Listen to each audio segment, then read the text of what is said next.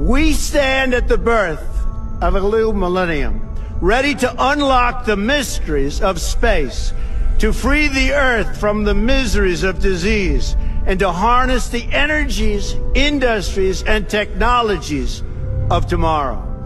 A new national pride will stir our souls, lift our sights, and heal our divisions.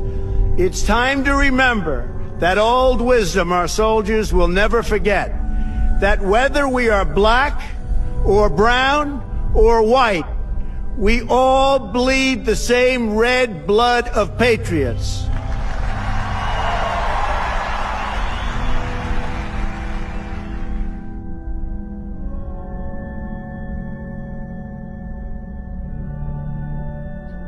After the inauguration, the president signed a number of secret memorandums stating that he wanted the release of advanced technology, and a lot of this technology was involved in the space program, and he was very aware of it. We know that President Trump is aware of advanced technologies because his uncle was the one who went in and cleared out the safe of Tesla after his death. So we are fairly sure that President Trump grew up bouncing on his uncle's knee, hearing stories of free energy. Aside from the Secret Space Program Alliance, we have a different alliance.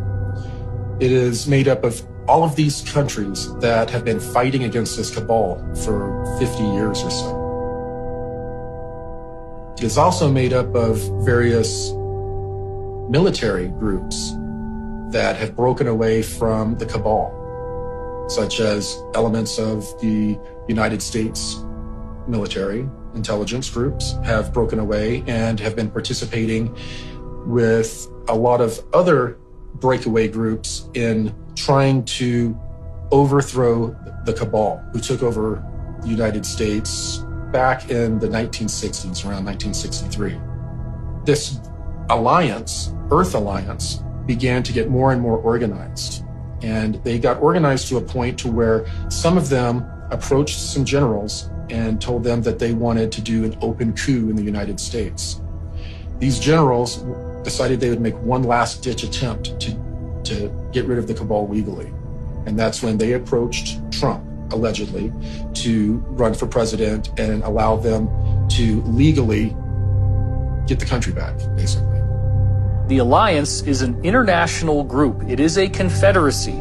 There are lots of different factions, some of which agree, some of which do not agree, about the only thing that they all have in common is they want to see this satanic, pedophile, elitist cabal come down in flames. They do not want these people trying to kill off most of the planet, trying to control all of this immensely high technology. The alliance also consists of a surprising majority now of personnel in the U.S. military and in the U.S. intelligence community. So we're going to have to deal with the fact sooner or later, and probably sooner, that not everybody in the government is bad. This is part of the psyop that was put out through movies and through media to get us to completely distrust all levels of society, all of the institutions, so that no one will ever be able to oppose these people. You're not going to do this by a bunch of keyboard warriors on the internet. They're not going to actually take the solid action that needs to be taken.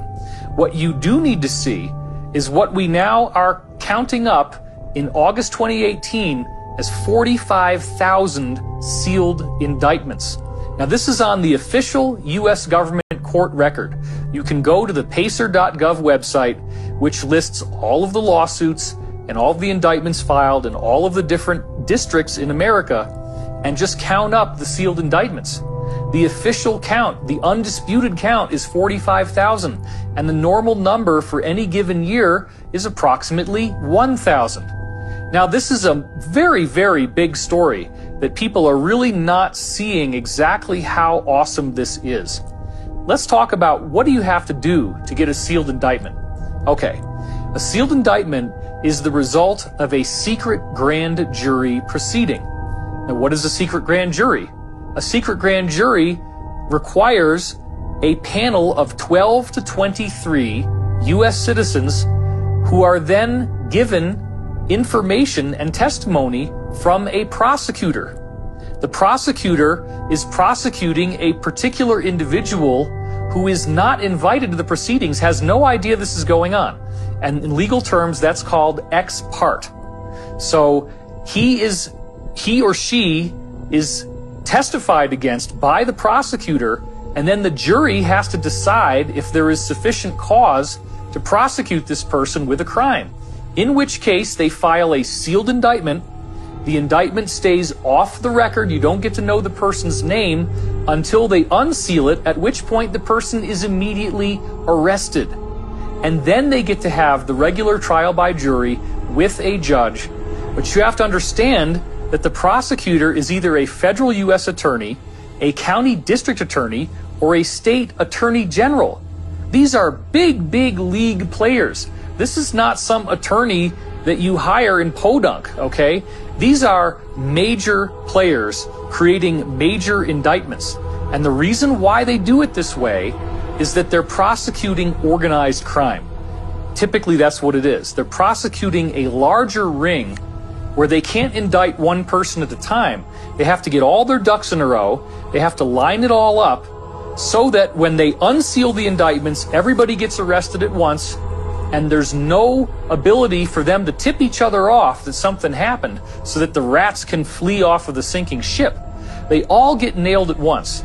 The phenomenon known as Q, or QAnon, came onto the scene at the very end of October 2017. And what essentially occurred is that a group that called themselves Q began posting on anonymous online image boards called 4chan and 8chan. And what they were posting was a lot of questions, a lot of suggestions, a lot of very interesting and intriguing data sets that essentially laid out a real-time takedown of the deep state by alliance and white hat groups behind the scenes. As the QAnon briefings recently stated, these indictments are going to be like Watergate times 1,000. We've never seen anything like this in the history of the world.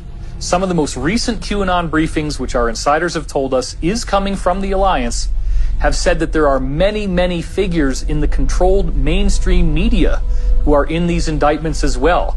So Harvey Weinstein is just the beginning. And isn't it interesting that when Harvey Weinstein was finally arrested, in his hand he had the biography of Elia Kazan, who was a guy in early Hollywood history who was brought in during the McCarthy investigations and sang like a songbird and ratted out many other people in Hollywood. And Weinstein has now said he is doing the same thing, and that everybody in Hollywood was doing the same stuff that he was doing. So he was upset about why he got singled out.